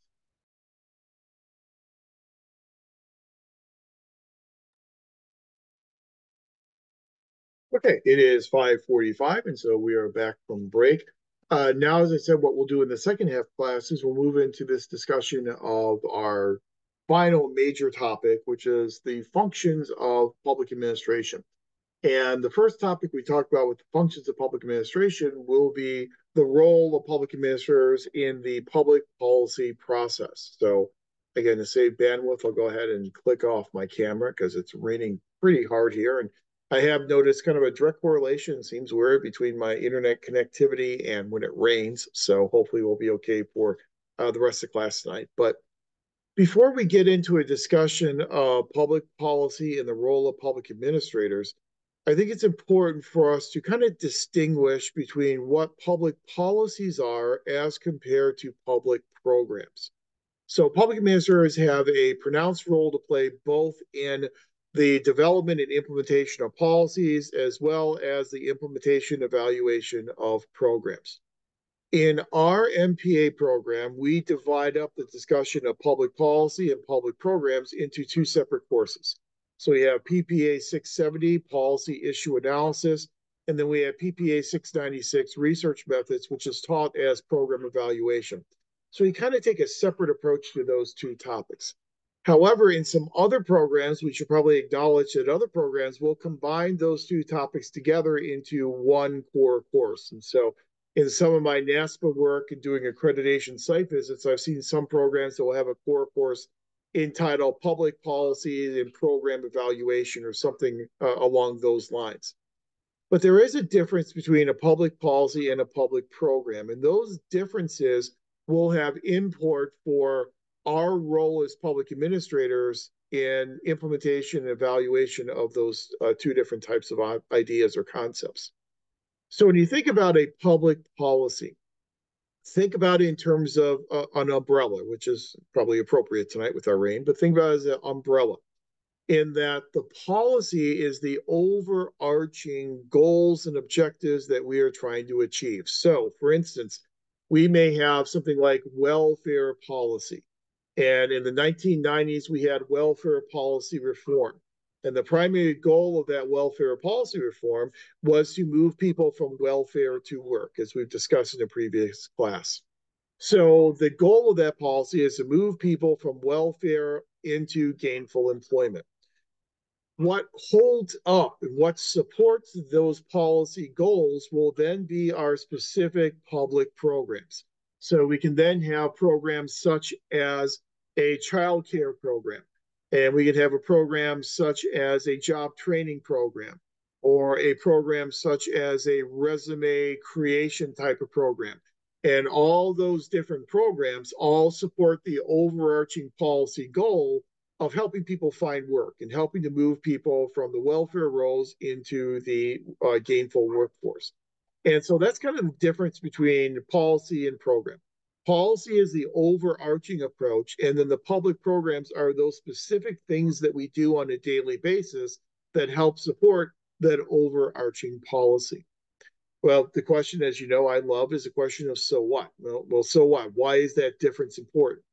That difference is important because we study public policies a little bit differently than we study public programs.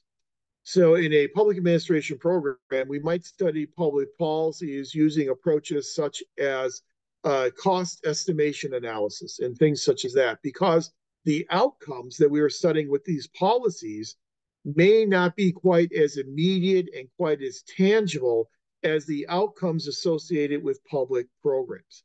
And so with a public program, we may use a cost benefit analysis, but with a public policy, we might use something more like a cost analysis, cost estimate analysis. And again, the difference is that cost estimate analysis will oftentimes look more at those longer term, more difficult to measure outcomes, whereas a cost benefit analysis will look directly at those types of outcomes where a monetary cost can be attached to those outcomes. So we do tend to study them a little bit differently. What complicates things for us in this program is that we are an MPA program, so we are a Masters of Public Administration program, but the program is delivered within a department called the Graduate Center for Public Policy and Administration. And so sometimes they'll see students talk about getting their Masters of Public Policy and Administration degree. And that's not what you get out of this program. You get an MPA, a Masters of Public Administration. We are just housed within a department of public policy and administration. It's just kind of an artifact of just when the department was first named back in the 1970s. That's what it was named. And it's just kind of, but the legacy has lived on since that point in time. There are some graduate public affairs programs around the country that are MPP programs, Masters of Public Policy programs. There are some others out there that are Masters of Public Affairs or Masters of Public Service programs. And so there's a lot of different manifestations. We happen to be an administration program housed within a department of policy and administration. But I think it's important that we at least recognize the differences between policy and program so that when we talk about the roles of public administrators in policies and programs, we can differentiate in terms of how those roles may be different. So let's start out with policies, and let's start out with the policy making process. So this information will foreshadow a lot of the information that you're going to get in PPA 670 policy issue analysis. But tonight, what I'd like to do is just kind of highlight the different phases in the policy making process and then the roles played by public administrators in those different phases. So the first phase of the policy-making process is policy formulation. And we've talked about this when we talked about differences between public and private sectors. And last week we said one of the main differences is that public sector organizations and public administrators are involved in both formulation as well as the implementation, the execution of the policy. Whereas our private sector counterparts are far less involved in formulation, but are still involved in implementation and execution. So the formulation phase, this first phase of the process, is where we design the policy. This is where we are crafting the policy to address some type of a problem or some type of an issue. Sometimes when you take 670, you'll see your instructor will talk about the first phase being agenda setting and then the second phase being formulation. I kind of combine them together into one phase, which is formulation. But it's true, before we ever make a policy to affect an issue or to try and solve a problem, that issue or problem must first make it on the formal decision-making agenda of a policy-making body. And so we talked about John Gaventa and his three different faces of power. We talked about the second face of power, mobilization of bias, which we identified as agenda setting, the ability to put things on the agenda or the ability to keep things off of the formal decision-making agenda. One very famous administration / policy scholar is John Kingdon. And you actually have an article in the classics textbook by John Kingdon. And John Kingdon talked a lot about this idea of agenda setting, talked a lot about how issues get onto the formal decision-making agenda. And for Kingdon, essentially what we have is we've kind of got this primordial soup out there of all these different problems and all these different issues that as a society we have a general recognition of. We understand these are problems, we understand these are issues, but they're kind of floating around out there in that primordial soup. So Kingdon argues something must happen to open a policy window to then allow that issue to get onto the formal decision-making agenda.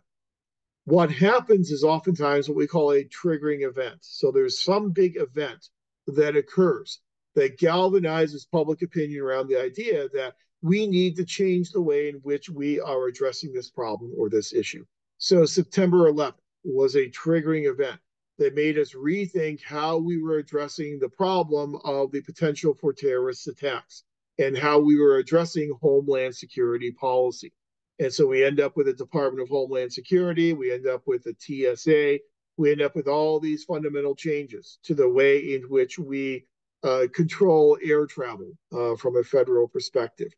We end up eventually getting the Real ID Act, which required states to come up with these uniform IDs that could be used for federal travel. If states didn't come up with a uniform ID that had all the requirements of the national government on that ID, then the ID would not then be valid for federal air travel. And we've continued to extend the deadline. The Real ID Act came out in 2006. We're now in 2024, and we have extended the deadline again. I believe it's till 2025. We keep pushing that deadline out to allow states more and more time to come into compliance with that Real ID Act. But again, that's an example of a change in policy as a result of a major triggering event. So a triggering event occurs, and that usually then pushes these issues onto the formal decision-making agenda of a policy-making body. Once it's on the decision-making agenda, once that agenda has been set, then we are able to formulate a policy to address that issue or to try and solve that problem. In formulating and designing a policy, inherently when we are doing that, we are engaging in decision-making. And so there are different approaches that we can use in order to make decisions. And in this class, we introduce four different decision-making models that we oftentimes see used in the policy formulation process.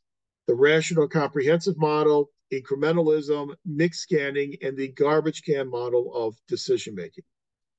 Now, the rational comprehensive approach to decision-making is one that I'm sure you are familiar with. It is a decision-making approach that is both rational as well as comprehensive.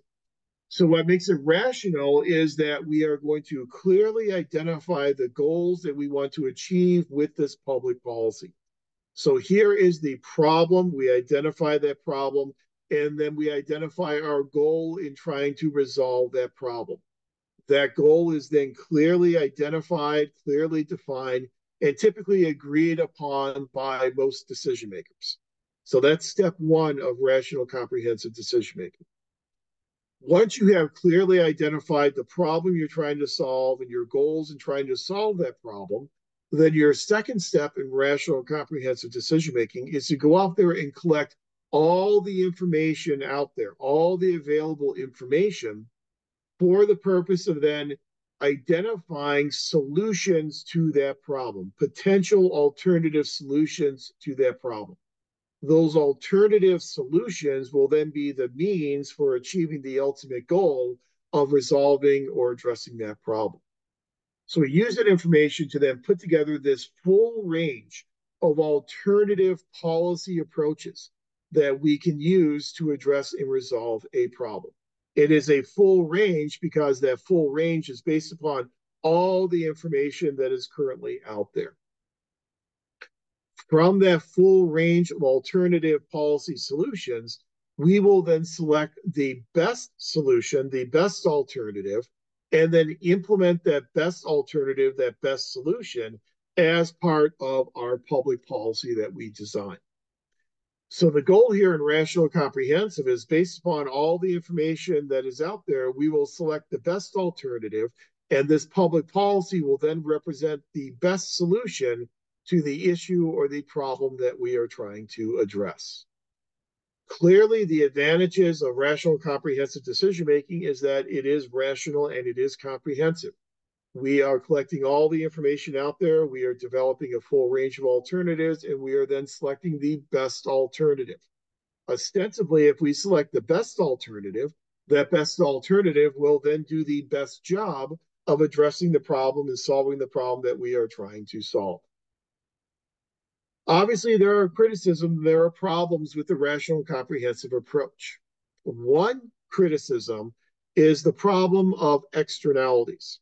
Externalities are unintended consequences. So in trying to solve this problem, we then create new problems that we didn't know we were going to create. Those are unintended consequences. It's difficult for us to know today when we are formulating a policy of all the unintended consequences that may be created by this course of action. Those unintended consequences, those additional problems, they may not crop up for 5 or 10 or 15 years. So we cannot really know what they are today.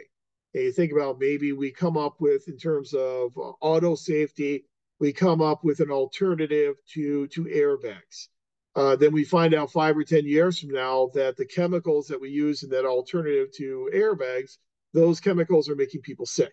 We didn't know that. We didn't have technology to know that today, but that is an unintended consequence we could not include in our decision-making calculus. So there's only so comprehensive and so rational we can be. Also, we are individual human beings. We are human beings who are making these decisions. Herbert Simon, who is a very famous public administration scholar, will tell us that as human beings, we have cognitive limitations. There are limitations to just how much information we can collect and how much information we can assimilate and understand. Those cognitive limitations provide us with what he calls bounded rationality. There are outer limits to just how rational we can be as human beings, and we'll never be able to be completely rational. Add on to those cognitive limitations things such as time restraints, things such as monetary constraints. We don't have all the time, we don't have all the money in the world. So it's oftentimes impossible for us to be purely rational, comprehensive when making decisions in policy formulation. So instead, we are oftentimes much more what's called incremental. And incrementalism is our second decision making model. So, for instance, our public budgets tend to be very incremental in nature, in that we will take what we did last year, we'll then make a small marginal increase to the amount of money that we spent last year, and that will then become the budget for this next fiscal year. And we'll do that year after year after year. Incrementalism is the inability to be purely rational and instead kind of doing what we call satisficing, making the appropriate decisions based upon the limitations that we have in terms of time and resources and knowledge. So in incrementalism, in step one, you're no longer able to easily define your goals and your problems. It's difficult for us to come up with agreed upon definitions of what the problem is that we are trying to address. So we don't have a lot of agreement in step one. In step two, because of our cognitive limitations, we don't have the ability to collect all of the information that is out there. So instead, we are going to collect as much information as we possibly can, given our limitations that we're operating within. If we're not collecting all the information out there, it means we're not going to be able to put together a full range of alternative solutions for this policy. So instead, we're going to put together a limited range of alternative solutions. Then for that limited range of alternative solutions, we will then engage in what's called limited successive comparisons. So we'll compare solution A to solution B, and solution B to solution C, and solution A to solution C. We'll make those limited successive comparisons for the purpose of not selecting the best alternative solution, because the best alternative solution may still be out there, and we've never even thought of the best alternative solution. But instead, based upon the solutions that we have generated, we will select the first appropriate alternative solution that works for us today. So hopefully it's an appropriate solution, but we cannot guarantee with any veracity that it is the best solution. And then that first appropriate alternative solution then gets implemented as our public policy. The advantages of incrementalism, it's obviously much more reasonable, it's much more practical than rational comprehensive. The problem with incrementalism is that we never really go back and make a whole scale change to our policies. We will just make marginal changes from one year to the next. So if we have a policy that is not working, we're probably never going to go back and completely replace that policy. We're just going to make small marginal tweaks to it year after year after year. So we'll continue to create those small problems each and every year. Now, Charles Lindblom is an author who wrote an article, The Science of Muddling Through, where he talked about this difference between rational comprehensive and incrementalism. And the argument he made in his article is that we are much more likely to see incrementalism used in our public organizations as compared to rationality. He got a great deal of support, a great deal of acclaim for his article, which shocked him because he said he wasn't developing any new theory. He was just in his article explaining what actually happens on a daily basis in our organizations. We have far too many limitations in order to be rational and comprehensive. So usually when we're making these policies, we tend to be much more incremental in our decision-making model. But rational comprehensive and incrementalism are two diametrically opposed decision-making models. So they're at the opposite ends of the spectrum. In the middle, you can have a model such as our third model, which is mixed scanning. And that comes to us by an author by the name of Amitai Etzioni. Great name, Amitai Etzioni. And Etzioni argues with mixed scanning that we are best suited if we combine rationality and incrementalism. So we try and combine the best of both worlds.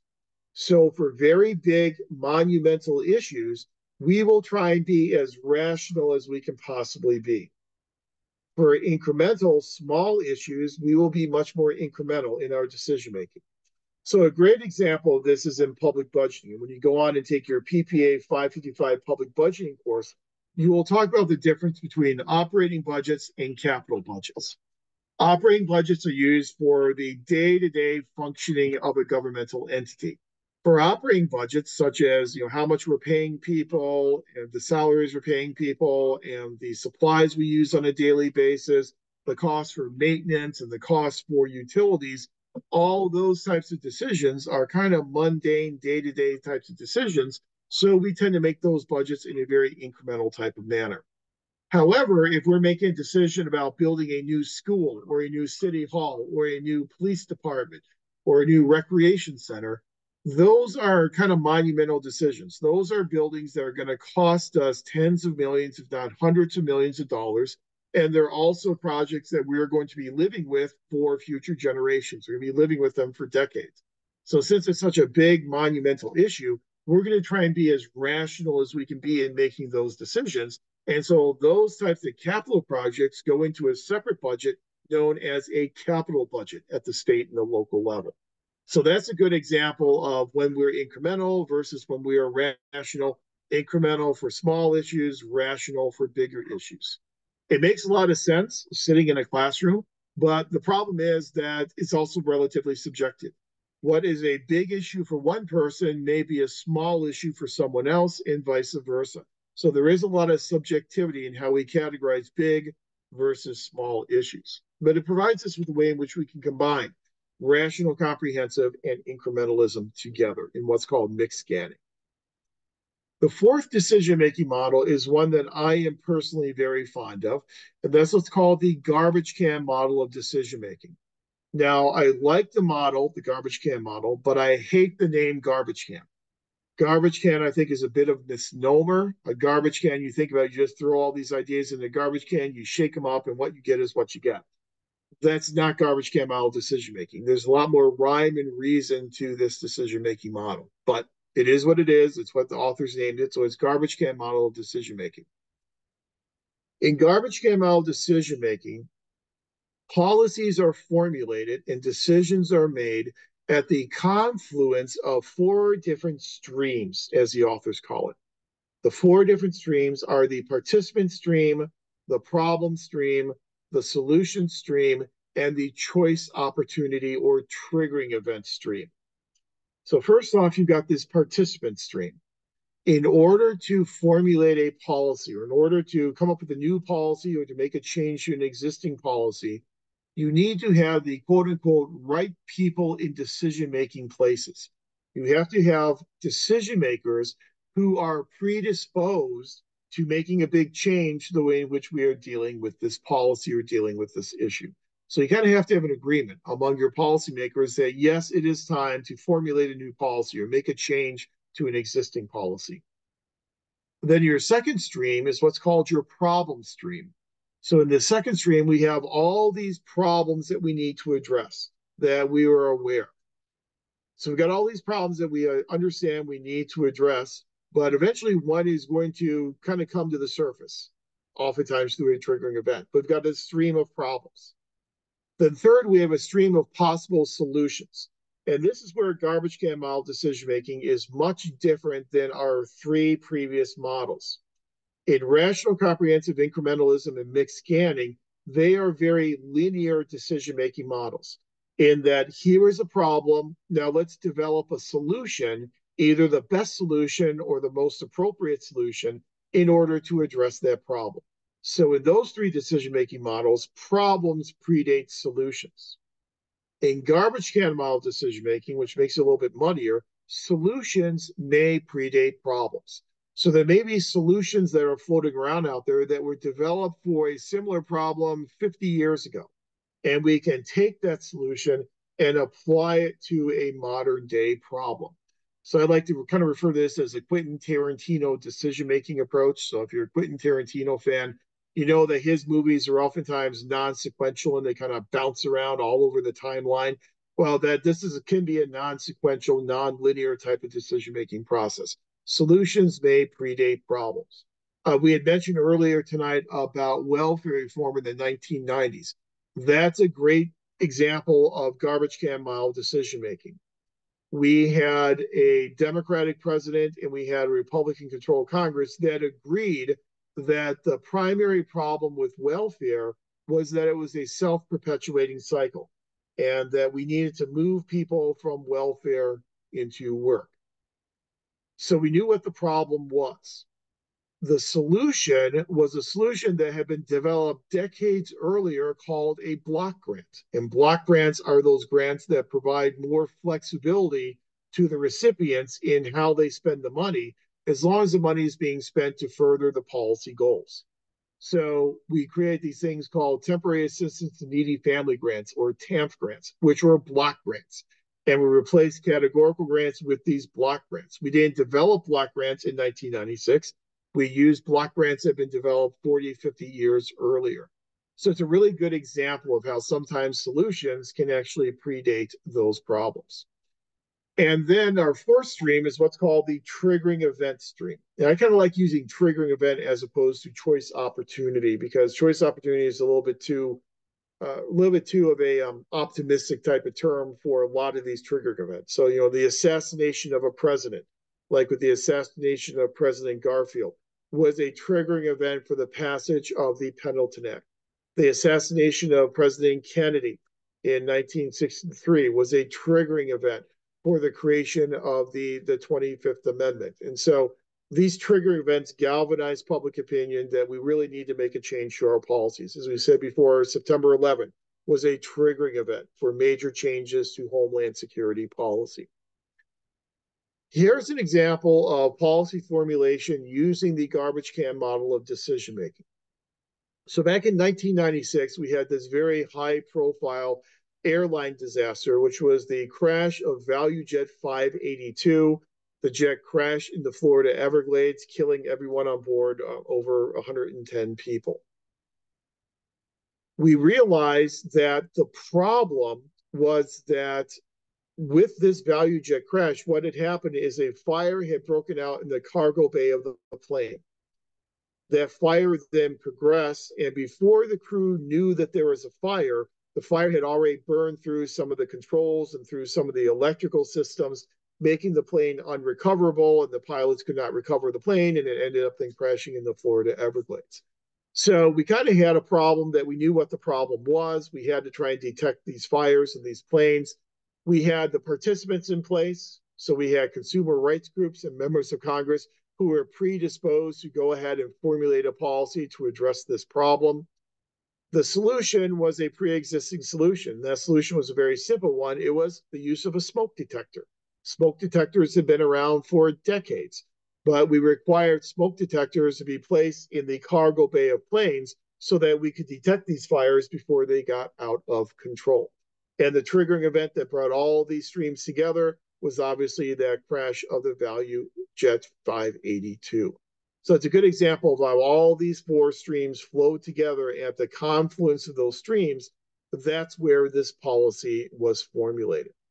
Now, we know in policy formulation, as we have talked about before, for public administrators, we have a role to play in terms of advising elected officials and providing that expertise and providing that technical expertise to help elected officials understand the true nature of a problem that they are trying to address with this policy.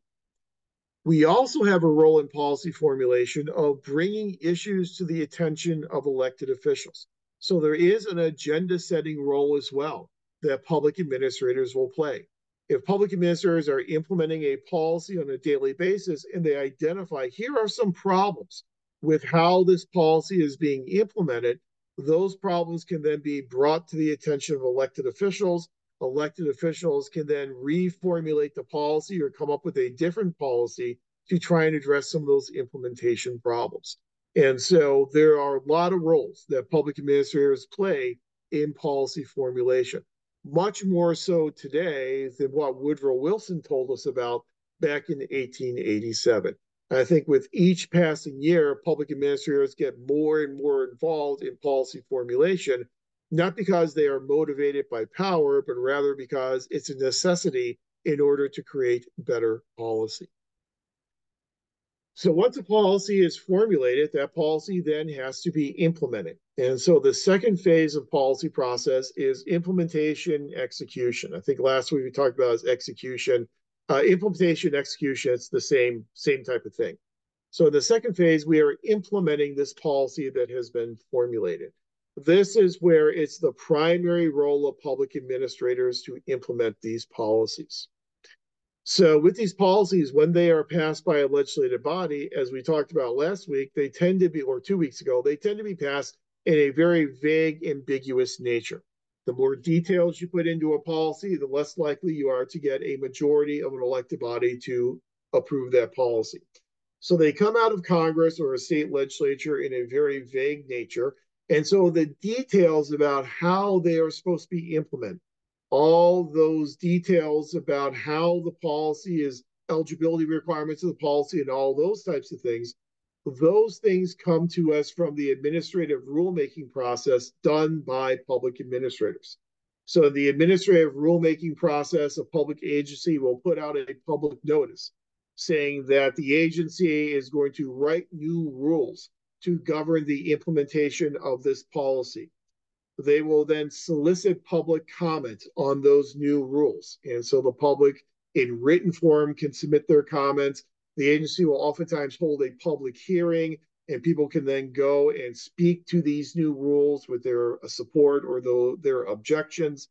But that rulemaking process is how you kind of put the flesh on the bones on this policy in terms of how it is to be implemented. The public administrators are primarily responsible for the implementation of these policies. So a very pronounced role for public administrators to play. Implementation is a difficult type of endeavor. Even the best designed policies can fail with improper implementation. There's a very famous policy implementation study that was done by Jeffrey Pressman and Aaron Waldowski a few decades ago. And this Pressman-Waldowski study looked at the implementation of a federal education policy in Oakland, California. And the purpose of their study was to look at why was this policy not being properly implemented? And what were some of the obstacles that were keeping this policy from being properly implemented? Pressman-Waldowski, in their famous study, found several issues with implementation. The first obstacle they found is that the policy actually had multiple contradictory goals. So the goals that were expressed in the policy, there were many goals that were trying to be achieved, and sometimes those goals conflicted with each other. So the more goals you have, the more potential for goal conflict. The more goal conflict you have, the less likely it is to have successful policy implementation. They also found that public administrators, the implementers, that they were faced with making a lot of decisions about how specifically this policy should be implemented. So when administrators got this policy, there were a lot of holes in it, and they had to make a lot of decisions about how to implement the policy. The more decisions that implementers have to make on the ground in implementation, the less successful policy implementation tends to be. Intensity of the implementers. They also found that how strongly an implementer supported or how strongly an implementer opposed the policy obviously had an impact upon the success of implementation. The amount of bargaining involved. And so if you had implementers who were bargaining with each other in terms of how they were going to implement this policy, the more bargaining that's involved, the less successful the implementation was likely to be. And oftentimes, when the federal government tries to implement a policy, they will do it through the creation of new agencies. So they'll create a new federal agency, and then they will flow this policy through this federal agency down to the state or the local level. When you create a new federal agency, sometimes those new federal agencies will then come into conflict with existing state and local agencies. It'll create a lot of conflict. It'll create a lot of turf wars, and sometimes cause some major problems for implementation. But the one obstacle that they really focused on was this idea of the intensity of support of implementers. How strongly do implementers support the policy, or how strongly do they oppose the policy? And they created this little table, this little 2x2 table here you see on the screen. And I apologize, it's a little fuzzy, but the direction of preference is, are they positively inclined toward the policy or are they negatively inclined? That intensity of the participant, how strongly do they support it versus how weak is their support? How strongly do they oppose it versus how weak is their opposition? Obviously, the best case scenario for implementation is if you have implementers who strongly support the policy. That's your top left-hand cell where you get very minimal delays in implementation and no bargaining is necessary. Everyone agrees upon the policy goals. They agree upon how to achieve those goals. It goes off without a hitch, and it's a very easy policy to then implement. Your worst case scenario is the bottom left, you have implementers who very strongly oppose the policy. That's where you have maximal delay. That's where you have a lot of bargaining over the very essentials of the policy, which means that policy is not going to get implemented. Then your two middle ground areas would be in the top right-hand cell. Implementers feel positive toward the policy, but not very intensely positive. So therefore, you have some minor delays. Still not a lot of bargaining, but there'll be some minor delays built in there. In that, you may have some foot dragging when it comes to implementation. And then, if they are negatively inclined toward the policy, but just not strongly negatively inclined, you'll have more moderate delays. You'll have some bargaining, but the bargaining will be over the edges, over the peripherals of the policy, over the margins as opposed to over the essentials of the policy. Since you need to have the support of your implementers, of your public administrators for successful implementation, it suggests to us that one of the best ways to get their support is through their involvement. And there's a famous public administration theorist by the name of Martha Durthick. And she made the argument that if you want to successfully implement a policy, you need to involve your implementers in the formulation of that policy. The more you involve your implementers, your administrators in policy formulation, the more buy-in they have in those policy goals. The more buy-in they have for the success of the policy, obviously the harder they are going to work to successfully implement that policy. So this suggests for us, again, the role for administrators, not just in policy implementation, but in policy formulation as well. But our ultimate goal with public policies is that our policies will be effective, that they will be effective at accomplishing the policy goals that we designed them to try and accomplish. In order to know how effective our policies are, we must engage in policy evaluation. So the third phase of the policy process is policy evaluation. In policy evaluation, we will develop feedback on how well we're achieving our goals with our policy. The problem that we sometimes run into is that we will try to evaluate policies too soon after they've been formulated and implemented. The results of a policy, the outcomes of a policy may take months and maybe even years before those outcomes will be measurable. And so sometimes we have to wait 6 months or a year or 18 months before we're able to evaluate a policy. That's why in policy analysis, we've started to use these things called evaluability assessments, where we will literally evaluate a policy to see if it is ready to be evaluated, to see if the outcomes are measurable enough, if they are empirical enough for us to evaluate the effectiveness of that policy at achieving its stated policy goals. But oftentimes in evaluation, we will conduct things such as audits, and we'll talk a lot more about audits when we talk about managing fiscal resources. But if you've been part of the auditing process before, you know that there are two main types of audits. There are legal financial audits, and then there are performance management-based audits. Legal financial audits will make sure that we are spending money during policy implementation that is in accordance with how the law says we should be spending the money. That we're implementing this policy, we are spending the money the way in which policymakers intended. That's a legal financial type of audit. Then there are performance management audits that ask the question, how well are we spending that money? So just not how are we spending it, but how well are we spending it? And these performance management audits will help us get at the question of how effective this policy has been at achieving its stated goals and objectives. So we do a lot of these different types of audits during this policy evaluation phase. There is certainly a role for public administrators to play in policy evaluation. In these audits, it's the public administrators who are implementing the policies that have most of the information that will inform these audits and these evaluation studies. So, going back to our idea of the principal agent relationship, it's important for administrators to fully and inform and advise these auditors and these evaluators so we can truly get a good picture of how well this policy is achieving its goals.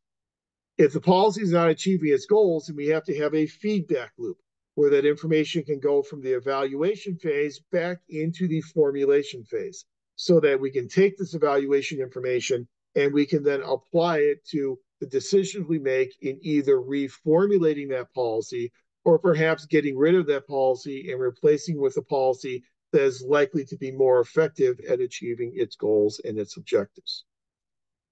So, in essence, with the policy process, there are roles for administrators to play in policy formulation, policy implementation, as well as policy evaluation. Now, when you get to your 670 course, that 670 course will then provide you with the specific skills that you need in order to participate in those three phases of the policy process. And one of the major takeaways, if you will, that you will produce in that policy class will be a policy analysis design, where you'll put together a design of how you would analyze the policy for effectiveness if you were to analyze that policy. So you'll do things such as identify the goals of the policy. You will identify the stakeholders who have a vested interest in that policy. You will then develop the operational definitions for the outcomes of success and the measurements of success for that policy.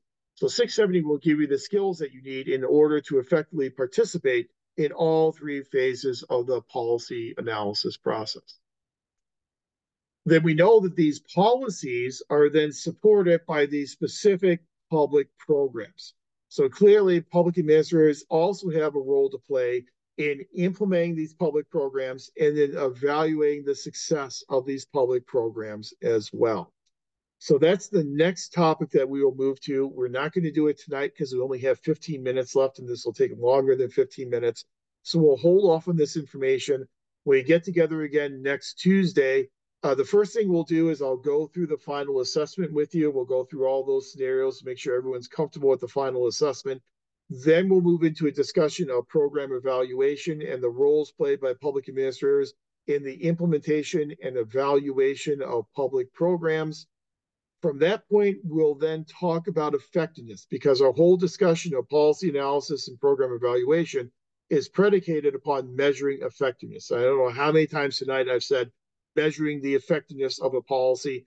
We're going to talk about effectiveness, and I'll present you with different models of how we can measure effectiveness in the public sector and how those four different models work. We'll then assess our time at that point. If we have time left next week, then we'll start to get into the management of human resources. If not, then we'll do management of human resources and management of fiscal resources on 2 weeks from tonight. And then hopefully, if everything goes well, we'll have all the information completed by the end of that class session. And then you'll just have to finish up your final assessment, and then you will be done with the course. So based upon the information that we have covered up to this point in time tonight, do you have any questions or any clarifications needed for any of this information? Okay. This recording, as always, I will have up on our Canvas site by tomorrow morning. I do want to alert you to the fact that I am traveling later this week as well as most of next week. So tomorrow I'm heading off to DC, so I will have access to my email. So if you have any questions, you can always contact me via email. I will be back in town then by Sunday night, so I'll be back in town in time for our class on Tuesday. Then the following week, I'm then leaving on Wednesday, and I'll be out of town through that following weekend. So some of the grading on the final assessment, not the final assessment, some of the grading on the midterm assessment that's coming in next week. Some of that grading may be a little bit delayed because I will be out of town for the like 3 days after that. But I will get to that grading, get all the grades uploaded as quickly as I can. But any questions, you can always reach me via email. Okay. All right. Hope everyone has a good remainder of your week, and then we'll talk again next Tuesday. So take care, everyone. Have a great week.